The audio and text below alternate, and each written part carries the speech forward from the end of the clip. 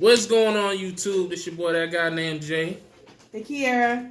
Coming back at you with another video. Welcome to Holland Vibes.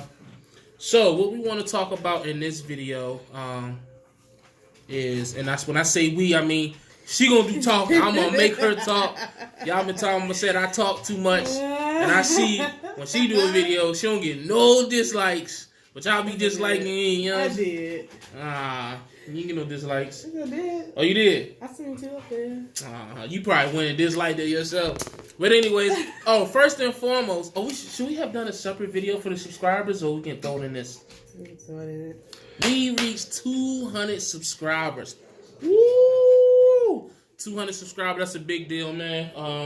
We take nothing for granted when we do this YouTube stuff, and we know that 200 subscribers is not an easy thing to accomplish. There's a lot of YouTube channels out here. They got 50 subscribers, 25 subscribers. So to be able to get the subscribers that we have, as well as the views that we're getting on our videos, I mean, to get, more views than subscriber count on a consistent basis is definitely dope. So we hope that you guys continue to like, comment, share, and most importantly, subscribe. Share this to other groups and platforms. I'm about to start finding marriage groups to put this stuff in. But so boom. What we want to talk about, as I keep getting distracted by the X-Men movie on the TV and my 50-pound bully dog that's looking for something to eat, is we gonna talk about his and hers, or mine and ours. Oh, that's right. Okay.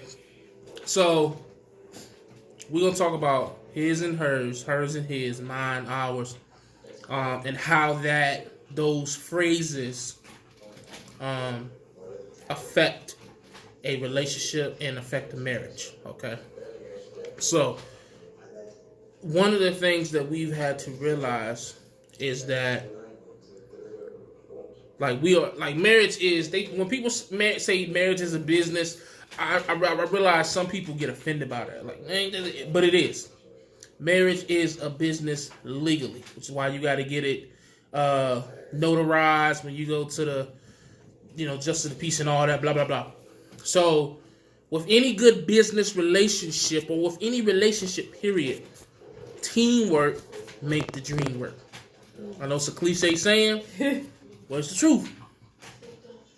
So with that being said, being in a marriage, you have to understand that there is no mine and hers. It's ours. It's all of ours. I'm going to tell you how I struggle with it, then I'll let her talk and let her tell you how she struggled. I struggle with it as a man, coming in, I guess like a prideful thing, like it was always like, yo, I'ma take care of us. I'ma hold it down. You know what I'm saying? And where that messed us up is that, I wouldn't take her opinion and I wouldn't hold her opinion equally with my opinion, because it was like always, I gotta make it happen. This is my problem. Let me worry about it. So it may be a situation where, let's just say, for example purposes, like the electric bill is due, and let's say the electric bill is $200, and she would try to say, she would bring it to me. I'll be like, all right, don't worry about it. I got it. I'ma handle it. It's my problem. You know what I'm saying? And wouldn't even give her an opportunity to give input on that problem.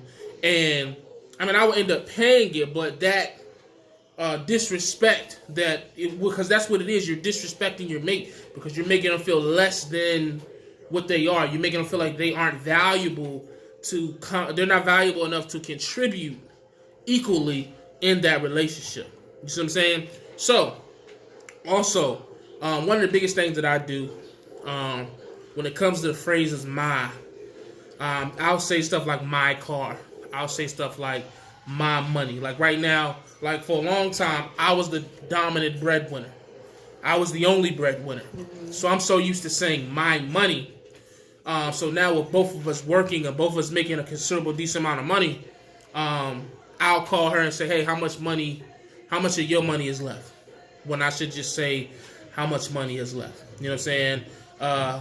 You know, instead of saying maybe how much we got, or how much I got, or how much you got, how much we got, stuff like that. As far as family goes, I know this is a big deal.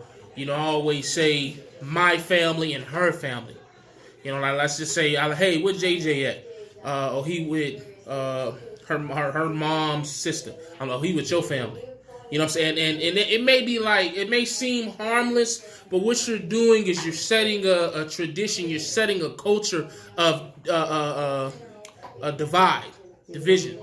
You know what I'm saying? So now my son will grow up and like, well, this is my dad family, this is my mom family, when in reality, it's all one family. It's all one family. And I think that is how in marriages you'll see where the husband's in-laws may not get along with the wife, or the wife in-laws may not get along with the husband, or the wife's cousin may not like the husband, because it starts from us as the husband and the wife. You know, our family will only respect each other or our mates as much as we require them to.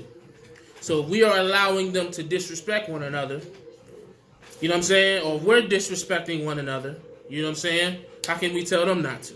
So that's how I feel. You know, you go ahead. Well, I never really struggled with, yes I have, not necessarily saying it's mine, but also, like he said, he always took care of everything, so I would say his, or like, let's go get Jamar a car, or we'll get, you know, it's just, everything is his. So now, before it wasn't a problem, so I started making my own. I was like, I want my own. So now it's just, I still to this day be like, yeah, you just said until I started making my own. His car, his this, his that, his that. But anything with the money, I always said ours. Yeah. That's why I always get mad at you when you be like, how much money you got? Yeah. How much money I got? But I never. Sometimes I do it on purpose to piss her off. I never asked him how much he has left in his pocket or something, but just because he pisses me off when he says how much money you got. I think a lot of that with the money too is because we have up until recently separate bank accounts. You know what I'm saying? Like we're about to, probably in the next 2 to 3 weeks before I make this transition that we'll talk about later in another video. We're gonna join all of our accounts. It's probably something that we should have been done, but it's like we say, man, marriage ain't perfect. You're not gonna come into marriage perfect. So a lot of things that people will tell you about marriage, you know, if they've been married for 10 years, they might not have learned it into their 8th year in marriage. That's one of the key things that I want people to understand in marriage. You know, you're not gonna have it all figured out at the beginning. You're not.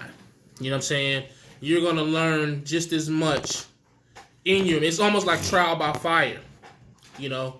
And you just got to be strong enough to stay together, but just continue to learn. You got to be open, don't be stubborn, and be open to changing. Because, you know, that's what we have been doing of late. Before, it was just like, man, fuck it, or we would avoid it. We would avoid it at all costs.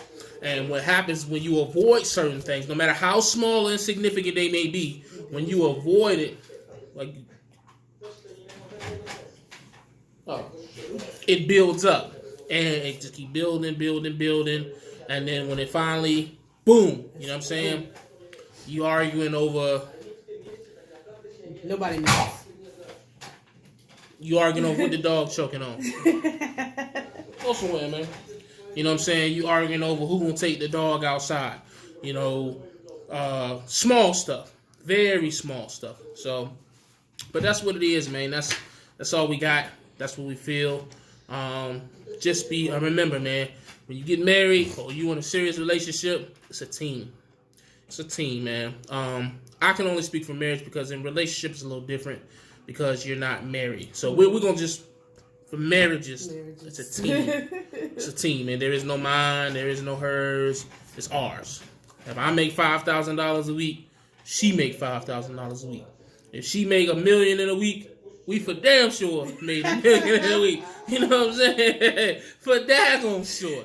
You know what I'm saying? But no, just to but then at the same time, if I struggle, she struggled. Mm-hmm. So that's the important part of it, because we always look at it from one side. You gotta look at it from both angles. We struggle together, we thrive together. You know what I'm saying? So that's just what it is. One cannot solve it for both. One can't solve it for both. I can't fix it for both of us. She can't fix it for both of us. We got to do it together. And that's how we get, you know what I'm saying? Teamwork made the dream work. So, as always, stay safe, stay positive, stay productive. God, family, love. Check you out next time.